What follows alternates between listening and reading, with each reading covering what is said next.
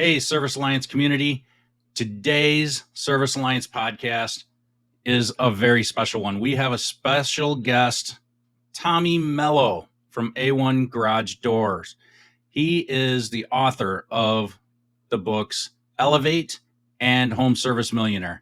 You are not going to want to miss this episode.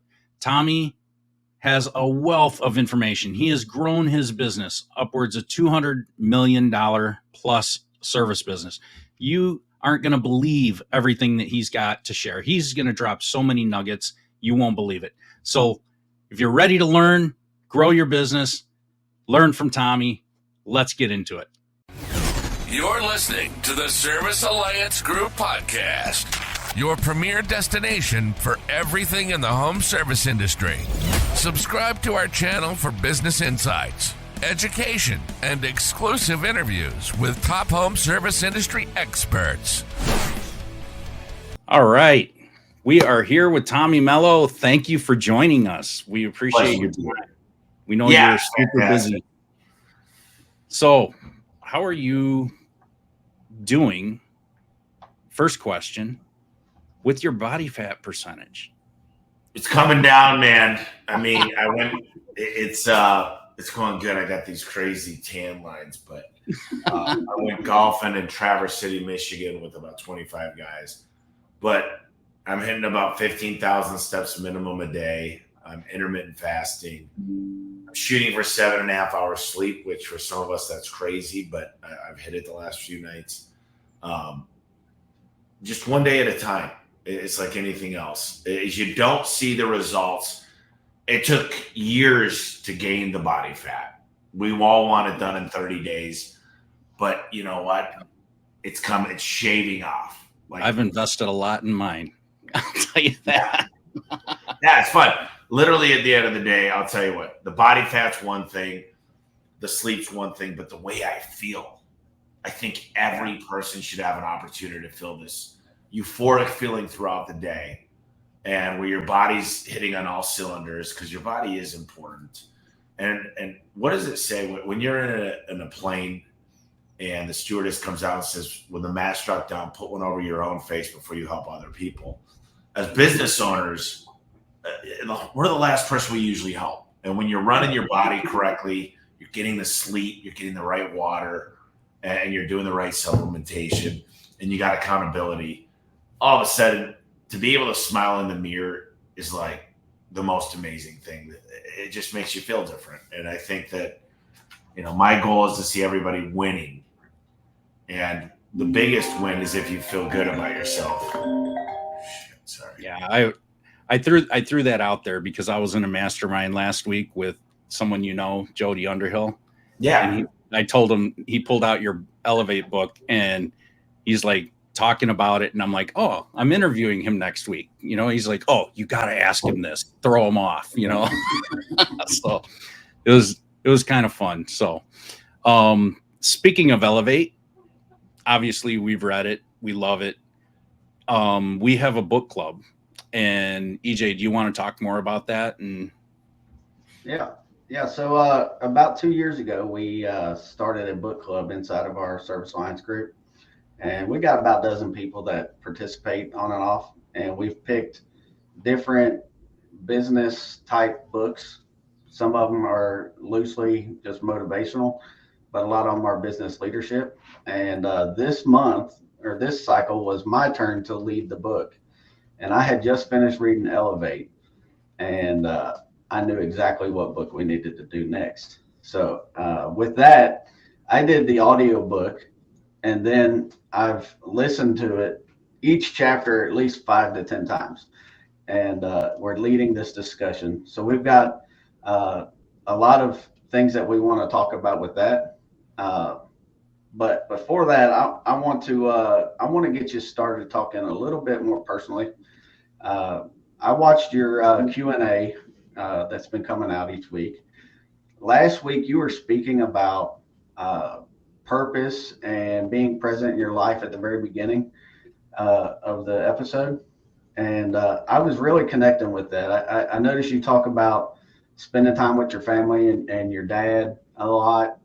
My business actually came out of losing my dad in 2018 and seeking purpose in my life. And that's where this came from for me. What was it that inspired you, that growth in you? Yeah, if you sit back and you wake up, I'm 41. I know I'll blink my eye. I'll be 51, and then I'll be 61, then I'll be 71. And a lot of people say we've got time, and tomorrow's not promised. Tomorrow's not promised for me, nor my family, nor my mom, dad, sister, niece, and nephews, and Bree. So I kind of want to be a lot more on purpose about things. Like, let's look at all of next year, figure out what I've got that I have to be at, and then have planned time with the most important things. Otherwise, stuff comes up. But if you have a rule and you make it just, this is going to be the time with these people. So if you're looking back and you're 75 years old and you're looking at you today, what did you get done this year? Who'd you hang out with? Where'd you go? And money is important. It's a tool, but I know a lot of billionaires that aren't very happy. Some of them commit suicide. They have drug habits. They get on, the booze train very hard. So everybody thinks it's about this freedom, and it is about freedom, but it's not. You set a goal for your business and you arrive at that goal, and then you just push the goal out. It becomes bigger. There's never this moment where you're like, I've done it. You might celebrate for a day, but after that, things change. So I think it's important to prioritize and really understand what's important to you. And very few people write things down. They've never journaled, and it sounds stupid. Journaling sounds stupid to me. But just say, listen, these are my priorities. And you've heard me probably say this, but if I look at your credit card bills and your calendar, I'll tell you where your priorities are. Very, very few people that I know that say their family is number one actually are present with their family and making time for their family. My dad was on that golf trip. I was at my dad's house last night. I went to a movie with my dad on Sunday. I'm with my mom all next week. So I'm actually doing things on purpose, not by accident. Amen. That's starting with your why, right? If you're doing it for the money, you're doing it for the wrong reason. One of my goals this year was to take a 1-week vacation each quarter. And that's a huge thing for me. But that came out of our book club reading Clockwork. I don't know if Michael McCallum. Yep. So we're going to switch gears just a bit here, getting back into the size of our audience is generally in the 1 to 10 man range. Most of them being 1 man or up to 5. And when I'm reading Elevate, I get excited and about the things that I want to do and how I want to run my business. But then there's times where I feel like we're so small. How can we do this, right? And I heard you're a fan of time travel and Back to the Future. But if you could go back to Tommy at A1 in the first few years of growing and knowing what you know now, what would you tell our viewers or yourself about that? How do you translate it to that level? Yeah, there's a lot of stuff there. I think most people that go into business because they're good at one thing, and that's fixing things, especially in the home service space. They're like, you go out there, you fix stuff, and you're like, I can do this. I can start a business. But they don't tell you about leadership. They don't tell you about building a real price book, having a CRM, how payroll works, how insurance works, how to get new trucks, how to get the right brand, how marketing is actually to get more clients. And everybody says, oh, if I'm an appliance repair, anybody with an appliance is my client. And that's a bunch of shit. It's not true. So, it's understanding who your avatar is. So I would have, going back, and I'm an overnight success of 2 decades. That's what I always tell people. So, I've been through everything. I've had people lie, cheat, and steal. I've had trucks flip over. I've had the cops show up because of issues at the building. I worked out of 2 different houses, residential houses.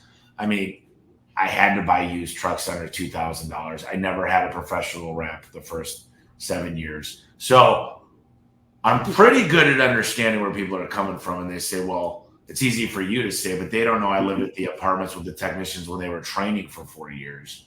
They don't know the stories of, I've had 2 guys die, not on the job, thank God, but I had a guy die recently that used to work with me. So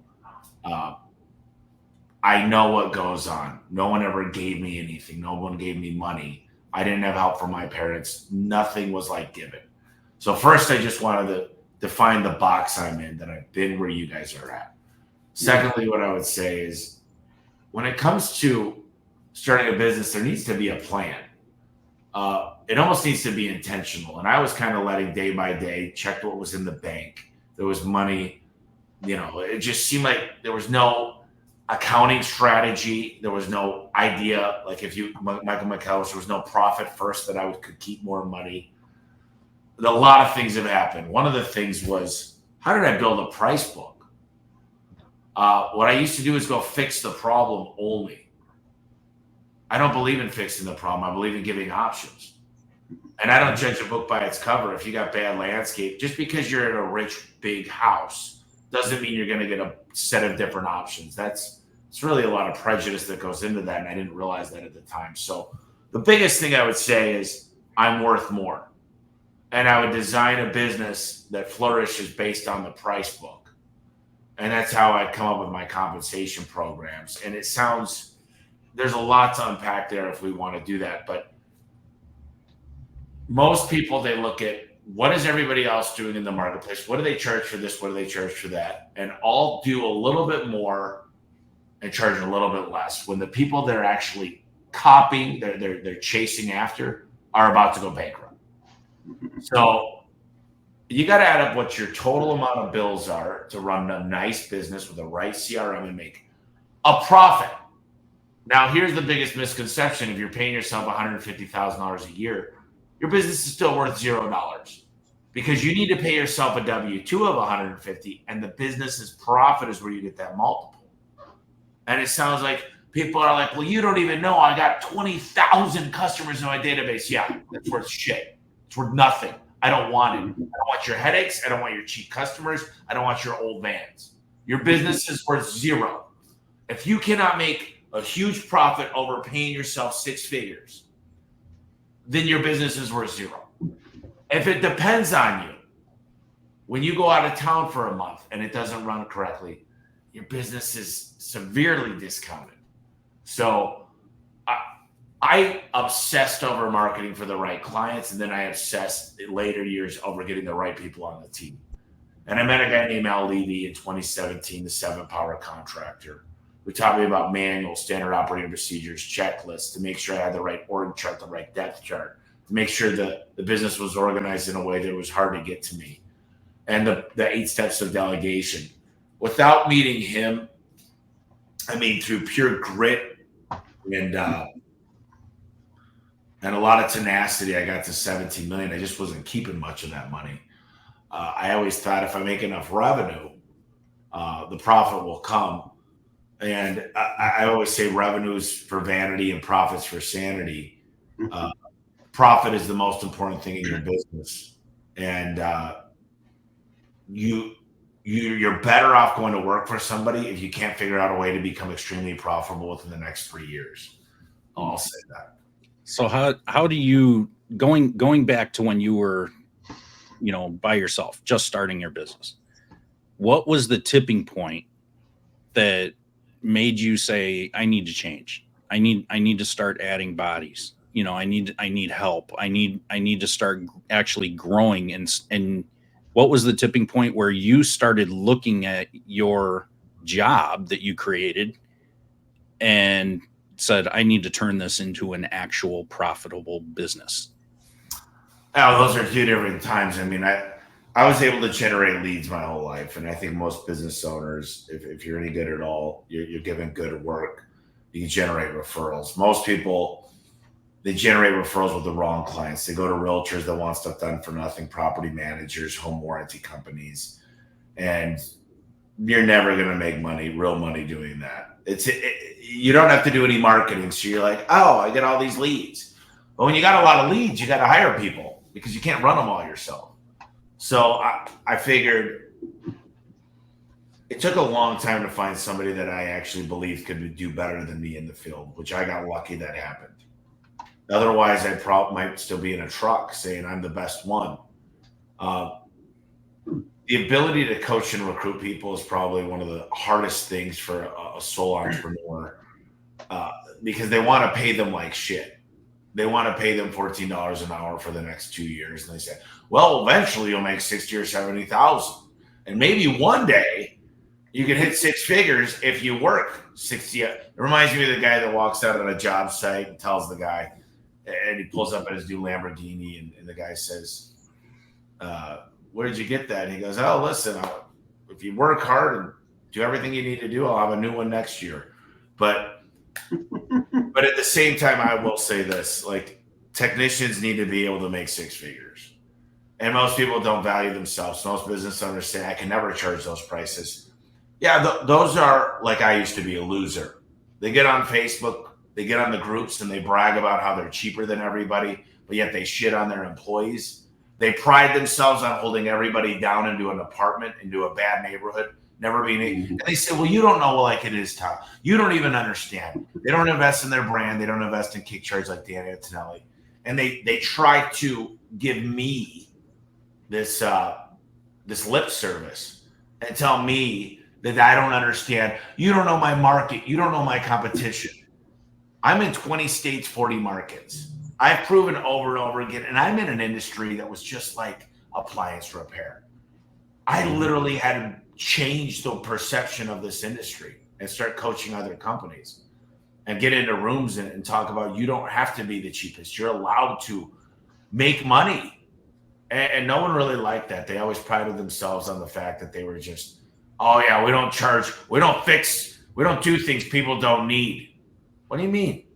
Nobody needs a tankless hot water heater. If you just replace it with a 60 or 70 gallon hot, nobody needs a app on their phone to control their garage door. Nobody needs a high R value garage door. Like, I sell things people want. I walk into a big room and I say, does anybody have a new phone? And this backfires sometimes, but I say, why'd you get a new phone? Usually they say, well, I wanted the newest, latest iPhone. And I say, oh, it's weird. You wanted a new phone. People want nice things. They want hot water. They want water pressure. They want options. If you're not giving options, you're giving ultimatums. And most people suck at managing people. They don't know how to sell, and they're not priced right. You fix those three things, you've got a profitable business. And you got to make the phone ring. But what I used to do that's different is I used to get a review on Google, then Yelp, then Nextdoor, then a video testimonial, then a yard sign, then the HOA president's number that I'd call. Then I'd get the neighbors and talk to them about what just happened because it's more than likely to happen to them. And that's why I think I won, is because I would ask. And I just ask for more than most people. I think that's the biggest problem with most people in the home service industry is they look at someone like you and think that it was an overnight success. And they don't realize, what you had to do and the grind that it took to get there. And it was a tough grind, and it's that way. I'm 51 and I know what it took. I've been in business 20 years and I know where I came from. And, just like you were saying, and, I talked to some of these business owners and it's like, you really don't understand.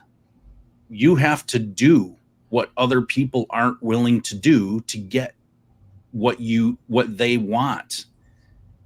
And I just think that there's a real misconception on, really not just doing the work and going through the grind, but doing it in a methodical, strategic, smart way. And I think a lot of people think that if you just work hard, it'll come to you. But you have to also work smart. I think you have to open your eyes and just say, you know what? I need help. Where can I get the help? Yeah, there's a lot of books. Readers are leaders. Understanding working on the business versus in the business is important. I really think that people You get sick of working for the man. And then you realize, wait a minute. I had never really, even though I went to my son's baseball game and I did take my wife on that vacation, I wasn't truly present. And I tell a lot of people after I meet them, you're better off working for somebody as an entrepreneur. You can make more money. You can actually have the peace of mind. You can put your work jacket off. I know that's not what anybody wants to hear on this, but if you wanted it, you hit the nail on the head. You got to do things people aren't willing to do. You got to work late. You got to put out problems. You got to put out fires. You're going to put sweat equity in for the first 5 years. And people don't want to do that. They say, I don't want to work a 9 to 5, but now they're working all day, every day. Someone's got to answer the phone calls. Someone's got to do the payroll. Someone's got to help that customer on Saturday night that no one else is. It's a good client that calls you regularly. And so I've done that. I've walked out of movie theaters. I literally broke up with girls that just said, you work all the time.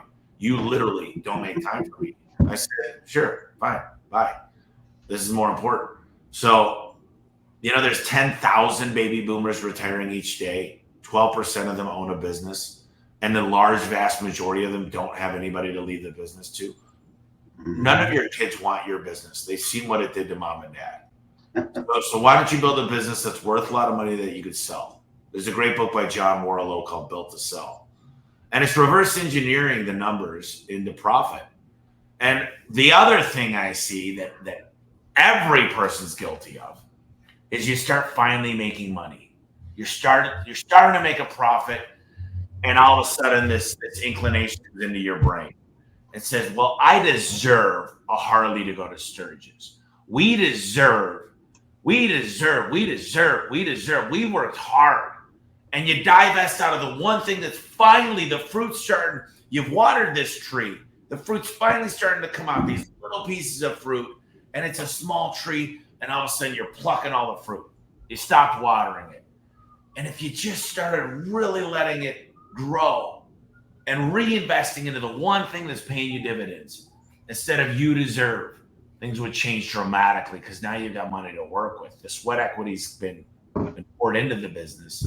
And I think a lot of people screw that one up. That's right. I was just thinking, what about Mike, you want to do a rapid fire? Sure. Ask quick answer questions? Sure. There's common questions that are asked in the industries, and you can give a short answer or talk a bit, but who's your first hire? Tech, CSR, otherwise?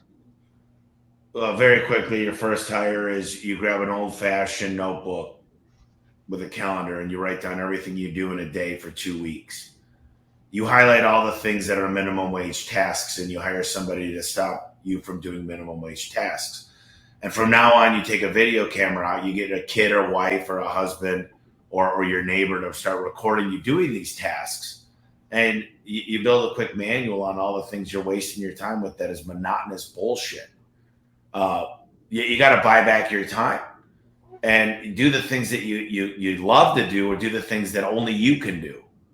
But I know people that still don't trust anybody to book their tickets to go on a flight because they didn't put in the TSA number right and they decided that they were going to have 3 stops.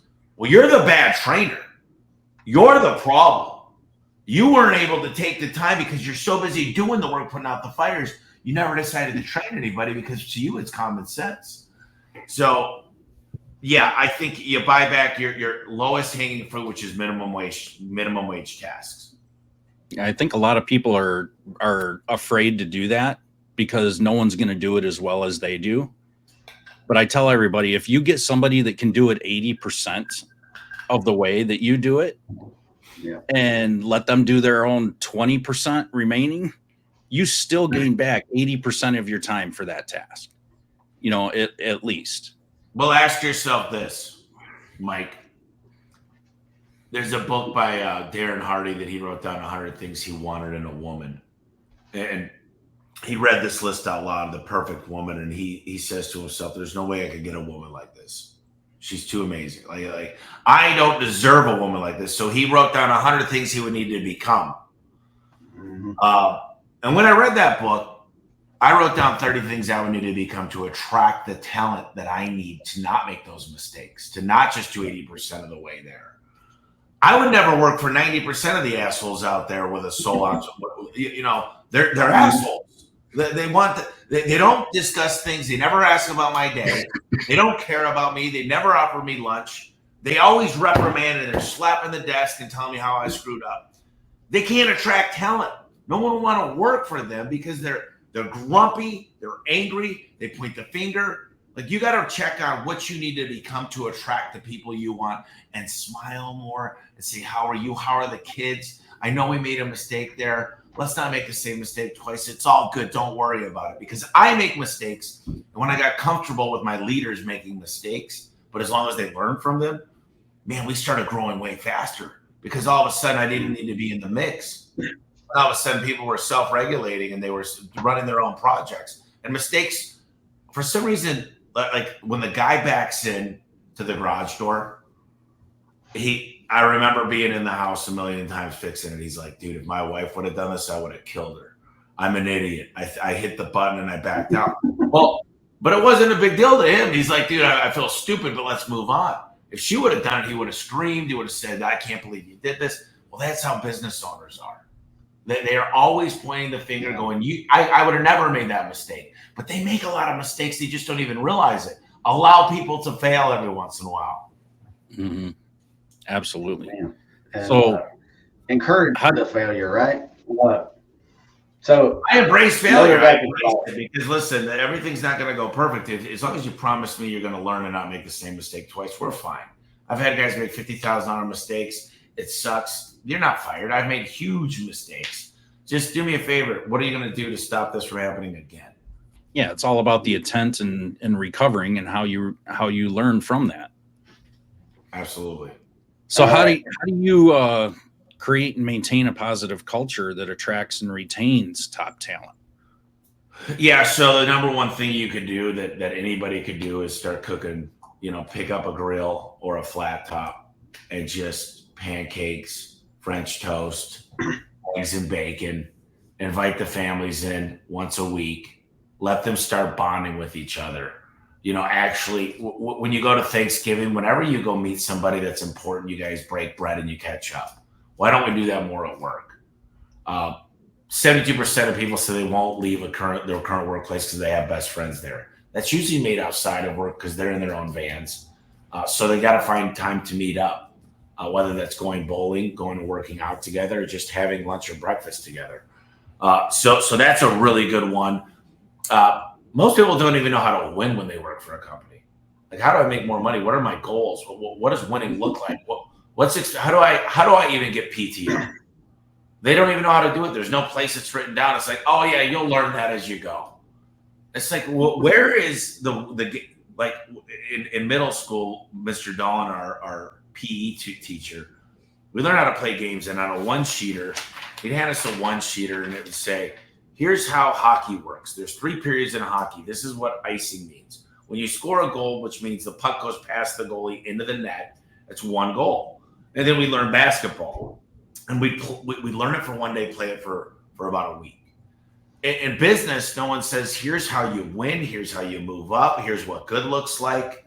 Here's how you make more money. What are your goals? What are your dreams? What do you want? What do you want in your life? And then we're going to reverse engineer what would need to happen to work. Yeah. And another thing is, most people think the owner's taking 50% of it home. Nobody educated these employees, which I consider coworkers. Here's how much money we make, and we're going to share the books. We're going to tell you when we make profit, and here's what's in it for you. Remember that key phrase, what's in it for them. If you could really, really, really write those things down and put it in an easy way for them to comprehend what's in it. As human beings, we say, what's in this for me? How does this deal work for me? How do I grow? How does my family win? Most people they go, hey, listen, you're going to do a ride along for 2 weeks, then you're done training forever. And they don't celebrate. There's no like, hey, you've taken a chance and you literally put everything on the line, because my hope is that this is your career. We should celebrate. We should take them out to dinner, get to know their family. We're investing so much trust and so much opportunity into this person. but yet we just say, hey, listen, I don't have time for you. You're just going to ride along with my best guy and then you're good to go. Or you're going to ride along with me and hopefully I train you right, but I've never figured out the safest way to do it, the most efficient. You know, you think what you've been doing in appliance repair, you know, shortcuts and easy ways and got special tools. You got to come up to make it so simple, keep a simple sign in. And you need to make sure that it's documented in an easy way that anybody could replicate on their first day on the job. Instead of making, like, we slip cables. It's very dangerous to do, but I've done it a million times, but I'll never teach anybody how to slip a cable on a 200-pound torque, you know, spring system. And so I had to go out and figure out the easy, efficient, safe way of doing stuff that didn't go along the crazy stuff that I do, that I've never been hurt doing it. I could have got hurt, but I don't train people the way that I do. Yeah. So you was talking about coworkers and I call them teammates. A lot of people ask the question, and it's back to the rapid fire. W-2, 1099. Well, if you're in any state like California, Washington, New York, stay the hell as far away. Okay, let's just talk about what a 1099 is. It's a contractor. That means that they're getting less than 60% of the business from you. They don't show up when you need them to. They show up when they want to do it. They don't drive your trucks. They don't use your tools. And they have to have an LLC that you pay. You can't pay them individually. If you're not doing that and they're getting all their work from you and you're telling them to come to meetings, when to show up to jobs, and they got to throw on your shirt, that's not a contractor. That's an employee. And then you got to pay them FICA, Medicare, and employment insurance, and you got to put them on your workers' comp. Unfortunately, most people think I get to pay them more and I get more deductions. It's just not legal. It doesn't pass GAAP accounting. So you have to, like, I've got a painter that paints the doors when he wants, that literally he's one of two painters. And he's a 1099. Literally, you work it out with the customer when you go paint the door. We charge for it. We'll pay you when it's fulfilled. Yeah. That's a true 1099. I've got contractors working all over the houses. They'll never work on this property again, most likely after it's done. So I think W-2 is the right way, the legal way. And if you can't afford a W-2, you might want to ask, why am I in business? I'm not charging enough money. That's right. That leads to the second one. Hourly or commission? Hourly's for losers. That was pushing the button there. So what about branding? Well, let me just say this about hourly. They're going to milk the clock. They're going to fix the bare minimum. They're going to take long lunch breaks. And then you got commission. Commission, I don't like the word commission. I like performance pay because I pay attention to recalls. I pay attention to how many 5-star reviews. I pay attention to, yes, average ticket. Did they give the customer? We look at average options per job, and that's part of their performance pay. So having only commission is not the answer either, because people do very disingenuous things. They of course, they sell things people don't need. They gave options, and the customer decided to buy it. Losers, they sold things the customer didn't need. Well, if they're cutting cables and lying and not doing show and tell, that's disingenuous. That's a lie. So I wanted to be very careful there. I don't want people looking at me going, I don't like this guy, Tommy Mello. I'm only telling my perception of what I think is the truth. If you don't agree, I'm not saying everybody's a loser, but I did hourly. And I found out that I was a loser by doing it. So I just want to be very careful that I'm not taking your audience and telling them, this guy's full of crap. He doesn't align with my core values, because I probably do. And if you came out to my shop, I do free shop tours. I'm on your side. I just say it's a loser mentality. It doesn't mean you're a loser. I just want to be very careful. Yeah. Wait, I knew asking the question that you would probably bring up performance pay instead of commission, and where you stood with hourly. Your core values seem to line up with most of the people that we talk to. So yeah, if they don't know yet, they need to read the book and get the idea. If you don't know what book we're talking about, it's in the corner of the screen. Elevate, building a business where everybody wins. And I'm telling you, it's addicting. And I went back and I heard about Elevate first, and then I went back and got Home Service Millionaire, the first book, Yep. and it blew my mind. Like it gave me what Elevate was missing for me, and Elevate was huge. But I shared it immediately in our group. Said, "You guys got to read this book. It's like a literal step-by-step to-do list with action items that'll last you years." It's a playbook. It is a playbook. And I do audiobooks, so I had to buy an actual copy so I can slow down and copy down everything that was in there. So if this is just a little plug there, if you don't know who Tommy is and you've been living under a rock, that's 2 books that are very highly recommended by us that will help you take your business to the next level. Did you want to say anything else about them, Tommy? No, you mentioned branding, and I'll tell you, I was $30 million. I thought I had a cool brand. Everybody would brag and say, I see your trucks everywhere. Just like when you do a TV commercial or radio commercial, you get a lot of people set talking about it. And then I'll get the guys that go, oh, I don't have a wrap truck. I got the stencils on the side and I'm as busy as can be.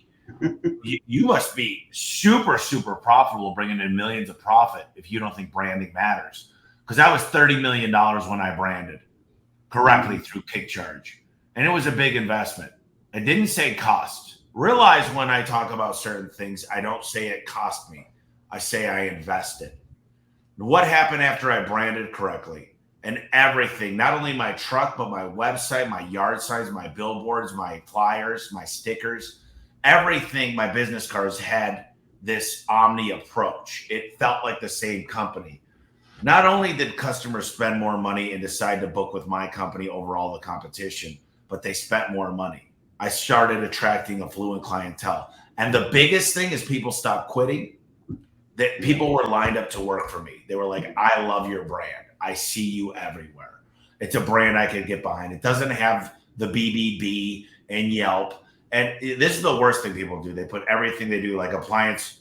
If you're an appliance repair, you don't need to put refrigerators, freezers, ovens. Like we know you do all appliances. You probably do garbage disposal. Like we know you do appliances.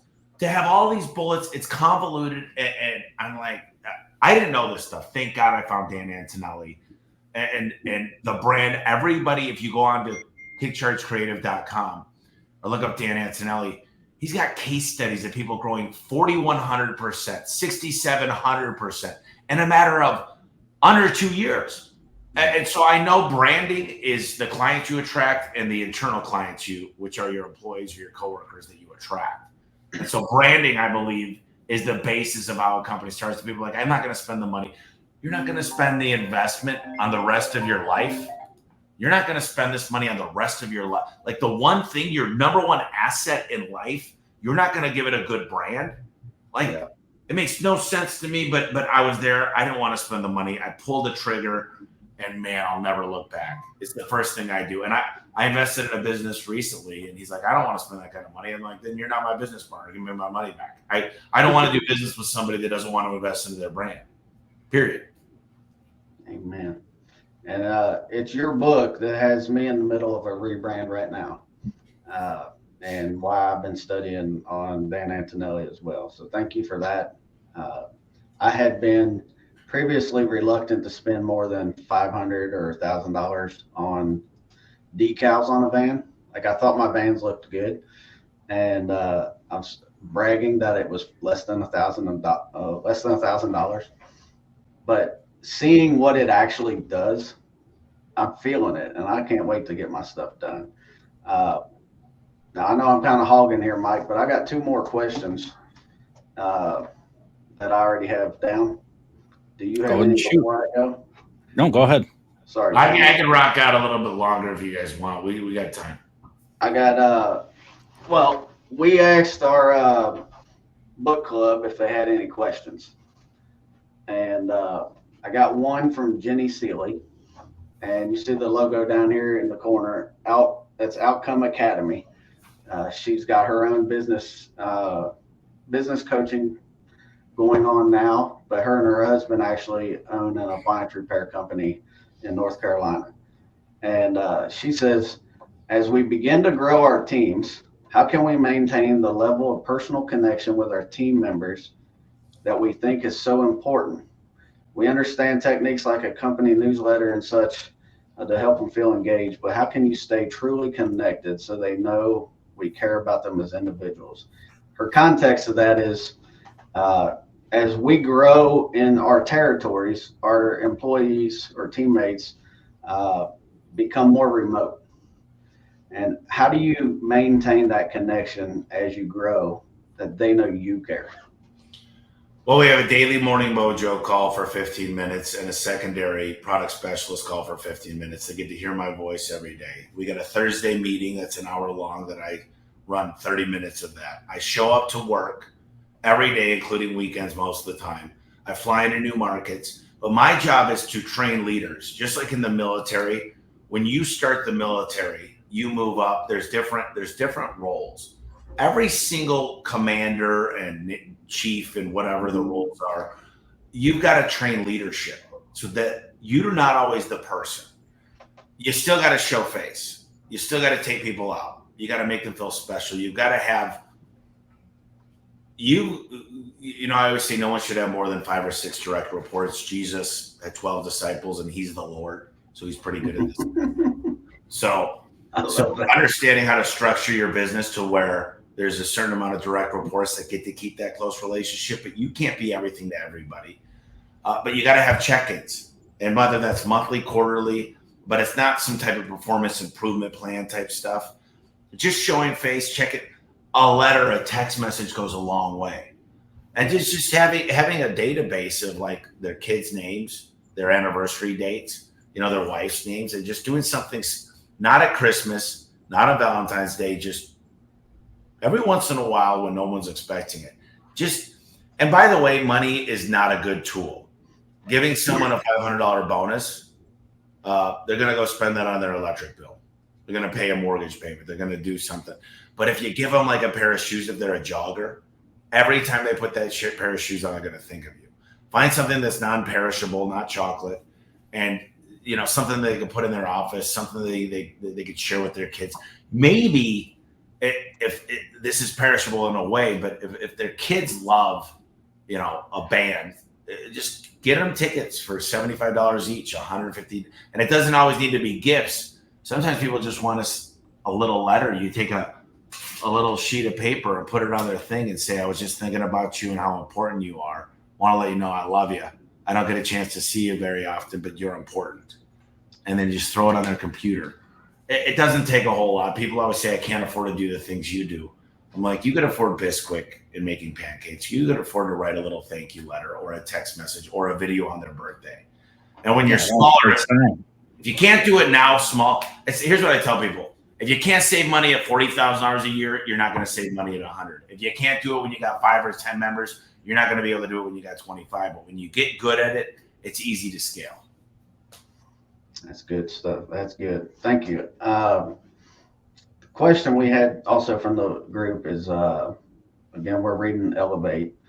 Last week we did the chapter on culture, and I love how you broke it down as competition, collaboration, and fun. And as I was analyzing that and preparing our lesson, it appealed to me that they all go together.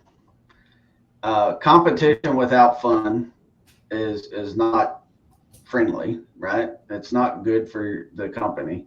It creates division. Collaboration feeds into fun, and fun leads into collaboration.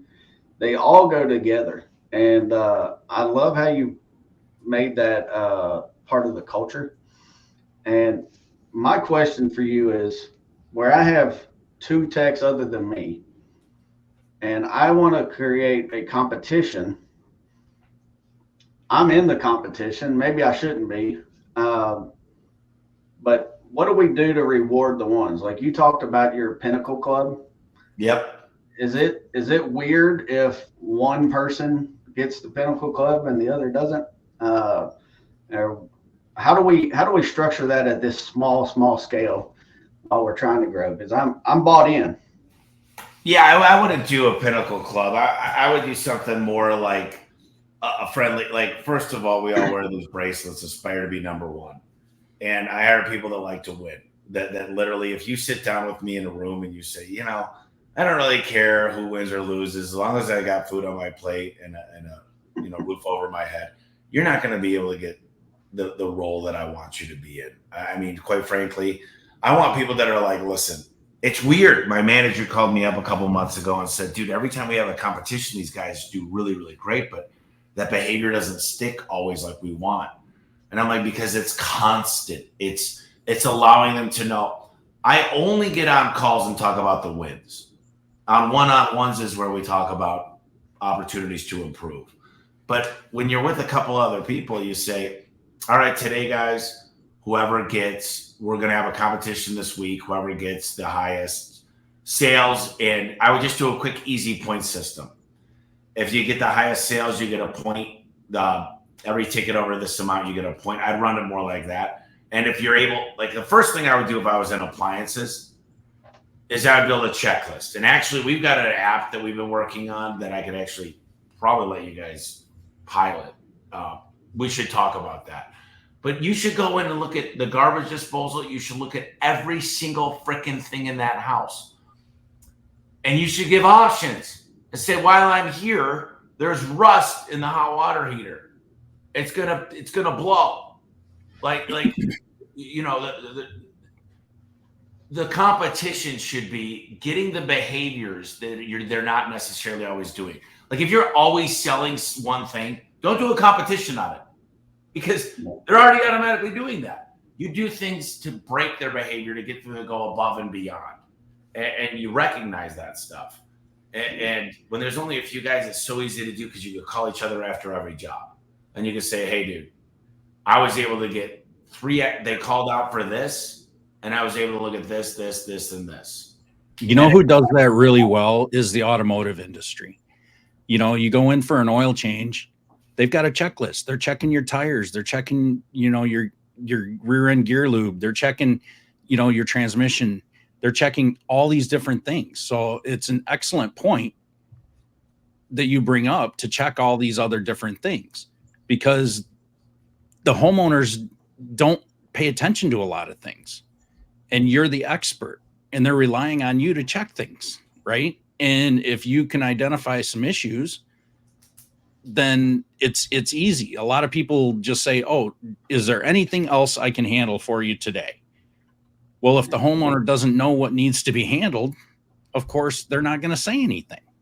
Yeah. So I love your idea of having that checklist to check different things. My buddy came up with this thing called the Virtual MD. They went out to 5,000 automotive shops. It's a checklist with visualizations of what happens as things starts going wrong.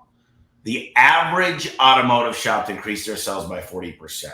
What would 40% do for your businesses if you increased it? You've got to have a process. So you say simply, listen, I'm going to go ahead and you start what they called you out for and say, listen, as part of me being here, I want to make sure everything's good so you don't have to call me again when something's broken because most of the time, preventative maintenance could take care of this. We've got filter changes. We've got the filter changes here. We can look at this. We can offer this. I'll look, and I don't know everything appliance repair does or what's entailed with that, but you just make a comprehensive list. You take pictures of the good, the bad, the ugly. You do red, yellow, green.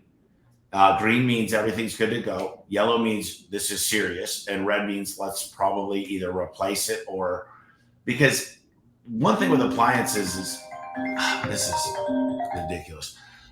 One thing with appliances is food goes bad when it, like the wine goes bad, like everything goes bad when it's not working correctly. So yeah, I want options as a homeowner. When you come into my house and don't give me options to get the hot water heater going faster to all the bathrooms, to like understand the dryer vent. I don't want a fire. Check that out. Like I want you to go over everything. And if you see something, show me why, and I'll pay to do it. But don't just fix the bare minimum, the minimum viable product. Offer me everything you see, and I'll make the decision. Don't make the decision for me. Let me, the homeowner, the person that invested my money, the person that's missing half my day for you to be here. Because if you got to come out here in a month, I'm not calling you back. You should have told me this when you were out here. Hey, that's powerful stuff. Everybody better be listening to this. 'Cause I'll tell you, as my wheels are turning in my head, I've considered things like that, but not exactly like that. And the first argument you'll get from any team member is going to be, I don't have time to do that. And my first thought on my end is, we could do fewer calls and it wouldn't even matter because our average ticket would be so much higher. You should only be running three to 4 calls a day. Most appliance guys are running 7, 8, 9 jobs. Yeah. Number one, you've got to spend the time. You got to look at the washer, the dryer, the microwave. Look at every appliance possible. And then you need to say, here's what's going on with it. And most people, the loser mentality is they'll fix it when it's broken. But homeowners don't want to wait for it to be broken. They just don't. And you know, I used to run 7 calls a day. And I spent most of the time on the windshield time. But imagine if I got to know the client, understand their needs. What if I was able to this sounds really bad, but the opportunity job average goes through the roof. They leave a better review. They got to know me. They actually built a relationship with me. Yeah. You should be running far less calls per day, diagnosing the person before the problem, understanding how long they're going to stay in the home, understanding everything to do with the trade you're in and how that affects their family. And if you do that correctly, you'd only have a higher conversion rate. You get 5-star reviews. You get a better reputation. You get neighbors talking about you. You get the HOA talking about you. All of a sudden, it becomes a machine. And it helps out the technician because they're like, shoot, now when I go to houses, they want me to work on everything, not just one thing, because they're used to you doing a comprehensive checklist. Yeah. You're getting paid in the house. You ain't getting paid in the van. That's right. Yeah. They don't have time to do it, but they got time to sit behind that windshield going to that's why hourly sucks. Yeah. Because they do get paid in the van when they're on hourly to do nothing and just drive around and go to the next job. So I got a question before we get close to wrapping up here. What do you foresee in the home service industry, particularly? Like, what trends do you see going on right now, and what challenges and trends do you see for the future? Well, what I do see is that it's going to be survival of the smartest here very soon with the AI stuff that I'm building and some of the tools we're using with the Dispatch Pro. I don't even need, I'll know which technician to send to the right job to maximize the opportunity. The machine learning tells me because the way we set up Service Titan, like it's like bringing a bazooka to a knife fight. It's going to be very hard to compete with companies like mine unless you start getting your shit together. Like very quickly. Everybody says, yeah, I don't want to sell in the next 5 years. But you better figure stuff out fast because with the data, with the sensors that are going into new homes, the things going on, you will not have a business much longer with the trends, AI and machine learning, and then the business intelligence tools.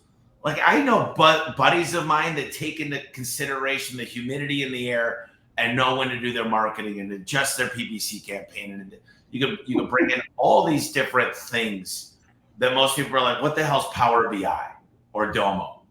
And there's a lot of different tools like that. How would AI even work for my business? Well, you guys might not want to use it, but it's called Rilla Voice. And Rilla Voice actually listens to the call that I'm talking to the client. It looks for my voice inflections, that I ask open-ended questions, that I follow the sales process. And the smart guys listen to their own calls, and when they hear them, they're like, oh man, I said, and you like, and they start looking like if you go to a doctor and the doctor gives a prescription and he's like, well, you should, this might work. I'd recommend, I'd be like, okay, F off. I'm not using you as a doctor.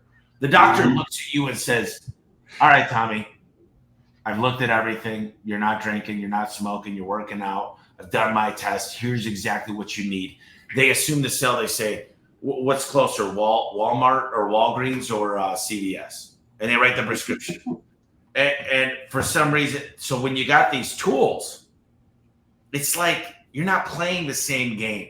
So technology is going to play a massive role. Private equity is here to stay. We are considered essential businesses when all the movie theaters and restaurants and everything was closing down. And people, look, the Yellow Book, that's why I made one. It lasted for decades. Mm-hmm. Google was great. But now there's Angie, there's Home Advisor, there's all these different things, there's Yelp. And what AI is going to do is going to transform the way we do business. And I'm on the cutting edge of all this stuff. So I'd say you better decide, not one day I'm going to do this stuff. Today's day one, or you're not going to have a business. And you better find a great job working for somebody as quick as possible. It's just going to change quickly. Absolutely. I think I foresee a lot of businesses trailing behind and just falling by the wayside. And like you said, the stronger are the ones that are going to survive, the ones that embrace the technology that's available today. I mean, I own a marketing business. I use AI all the time, and I use it for my clients. And it's amazing, and it gets better every single day. And I've been using it since its infancy, and I'm glad that I did, because it allowed me to learn along with the growth of those technologies. And right now, a lot of people are so far behind. They've got so much catching up to do that it's almost impossible to catch up. But like I always say, the best time to start something is 10 years ago. Second best time is now. So a lot of people just need to do this now and get in and talk to people who, like you, who are using this technology and how they can leverage it in their businesses. You got to get in the room with the smart people. I've always said that's my superpower, is getting in the right rooms all the time and extracting information.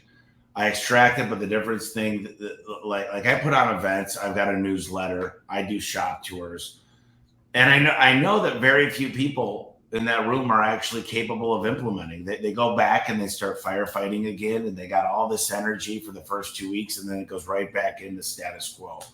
I like to hang out with people that are doers. They're not just talkers. They talk, but they don't walk the walk. So I'm looking for the unicorns. Those are the people that I love to ride with, because like we motivate each other. And there's so many people that are like, oh my God, those are great ideas. And then they go somewhere to die. And some people, they try to do everything. They don't make a top 100 list, a top 30 list, and the top 5. And I've been both of those. There's been times I haven't done anything. There's been times I try to do everything. And it's making a plan. And if you ever heard of the Eisenhower matrix, you'll understand how to kind of prioritize the projects you're working on. But the biggest, so what would you say your top 3 priorities would be if you were, back in the day in that growth stage, or looking to do that next step? What would you say your top 3 priorities? Well, the main thing, that the 3 things that I need to know is how much profit do I got coming in? What are the things that are going to put more money, more profit, to be able to go on to do more projects and hire more people? I mean, I got to tell you, the 7powercontractor.com is looking into getting the manuals. It's like to not know how a CSR talks to a dispatcher, talks to a technician, and how those, Al calls it the triangle of communication. If I didn't meet Al, I don't know where I'd be, but I think having the foundation of an org chart and responsibilities and roles into each, KPI driven. Al taught me all this stuff. So I'd start with Al. The other thing is, I do think that your price book, you need to have options. You need to give every client 3+ options. So that'll increase your average ticket. And the biggest thing is know your data. What's your booking rate? Like, what CSR, if you've only got one, what am I missing calls? What's my contingency plan? Can I get a secondary call center? Can I have it go to my cell phone? Like, we get mad when a technician leaves with a 0, but every time you don't book a freaking phone call, imagine this customer is the one that's going to change everything for you. They're going to bring you into the HOA. They're going to get you 500 more clients, or you got to treat it like it's a sacred cow. Like, this is so important. like you got to know your booking rate, your conversion rate, your average ticket, and your cost per lead. And if you don't have that information readily available on a daily basis, then you got to get your data dialed in. Because it's like telling you guys I want to get to 10% body fat, and you guys are like, "What are you doing?" I'm like, "I'm working on it." And you're like, "What the hell does that mean?" No, I'm eating the perfect amount of fat, the perfect amount of protein and carbs. I'm getting this much water per day. I'm on these supplements. I'm getting this much sleep. I'm doing these many steps. I've got this much of intense cardio. Like, there's a plan. I will get to my goal because I know my KPIs. Most people don't know their numbers. So know your numbers. The plan helps with the 7-power contractor. And I would try to become an expert delegator. But it's always different. If I don't have any profit, I probably lay off some people and go back to the drawing board. Because if I'm extracting and signing equity checks from my house, it's like a lot of people have this big problem. I get rid of all your lower performers, and the worst thing you could do is cut marketing, because then your customers have nobody when you go bankrupt. So people say, "I would never cut this guy. He's been loyal to me for 6 years." Well, is he performing? Is he converting your clients? Is he asking for 5-star reviews? Loyalty and tenure, they're not really loyal to you if you're spending the money to get those clients and they're not converting them into sold clients. So many small business owners make the wrong decisions, and they keep people they shouldn't. They don't have the balls to say, "You're not helping. I'm going to give you 2 weeks. And if you're not there, I'm going to do the best thing for your coworkers, which is give you an opportunity to go work for a competitor," because it doesn't seem like your heart, your soul, your mind, your passion is invested into this business. And if I can't, I love you and I'll do anything for you, but you're going to take this business down single-handedly. Yeah. Amen. I had to make a couple of them decisions last year, and I feel better having made it. We're going to wrap up here. We don't want to disrespect your time, but we'll just give you a shot here at talking about the events that you put on. I know the next one is Oklahoma City. Is that correct? Yeah, there's the small local events, but the big one that if anybody's listening, if you just go to freedomevent.com, it's September 25th through the 27th. It's in San Diego. And what I can promise you, if your mind doesn't get blown, if you don't have, we'll help you prioritize, we'll help you understand how to get leads and how to attract the right people. And Dan Antonelli will be there, and the people that helped me build this business. I'm sharing it all. We talk a lot about mindset. We talk about tactics, the morning calls to motivate the people. Never start a guy on a warranty call. These things matter. Jocko Willett's going to be there if you want to talk about discipline and consistency. He's the GOAT.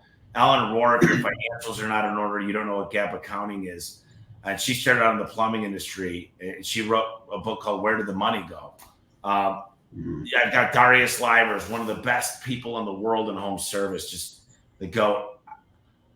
The vendors I've used that actually get results that I vouch for will be there. I don't make money on these events. This is not like I make money selling garage doors and repairing garage doors. I do this because it helps my business so much. I podcast because I know it helps a lot of people, and it also helps me, and it helps my business. So I got that. If you guys want to come on a shop tour, I give amazing shop tours. I'm the guy that does them 90% of the time. I built a whole guide of why I used, what priority I used things. It doesn't cost anything. It's Tommy Mello, no W, TommyMello.com/shop. Sign up. I'm an open book. You'll see our training center. You'll see how we built the company. And then I got a free newsletter, at least for the first. I lose money on that too. If you go to TommyMello.com/news, and there's no advertising. It's all me. It's literally, I sit down for 4 hours and my team interviews me and they compile it. And it's an amazing newsletter. It'll change the way you look at business. There's not a lot of fluff in there. TommyMello.com/news. And if you listen to the podcast right now, it's number 11 in business, which is crazy for a home service podcast, but it's the home service expert. What are you in the process or thinking about any new books? Yeah, two new books. One of them is about ADHD. It's a fiction book with a monologue at the end that really talks about my story, but it's, ADHD, every business owner has a touch of it, and it's not a bad thing if you could have somebody to help you stay organized and get your schedule under control. So that book is in process. And then the next book is called Pay Them What They're Worth. And it has a lot to do with understanding pay structures, performance pay, managerial pay, bonus structures, equity incentive programs. There's a lot that goes into that because I'm trying to build a universal book that doesn't really fit into a universal space. But I'm going to dismantle what hourly is and why hourly does not serve the client. It doesn't serve the community. It doesn't serve you or the person getting paid hourly. And then we're going to jump into just the different opportunities to get your business aligned. The reason people hate the word, oh, that's corporate, and they hate corporate, is because there's all these different layers of opposite incentives running in different directions. When you get everybody rowing in the same direction towards the goal line and they see what's in it for them, changes everything. Amen. Well, Tommy, we really appreciate you giving us this time and sharing everything that you've got. And we love you for that. And the appreciation is through the roof. Is there anything that we can do for you? No, listen, at the end of the day, I'm happy to share. If there's one thing you could do for me, if somebody takes this information and changes their life, becomes closer to their kids, saves their marriage, doesn't decide to do something harmful to themselves, that's what makes my day. That's why I do this stuff. It literally lights more than a record day, more than a new house, knowing that something like this had an impact that changed someone's life. That I'd love to hear about that. Amen to that. That's why we do what we do every day. That's it. Well, all right. That's it. Well, thanks guys, for coming on. I'll end with this.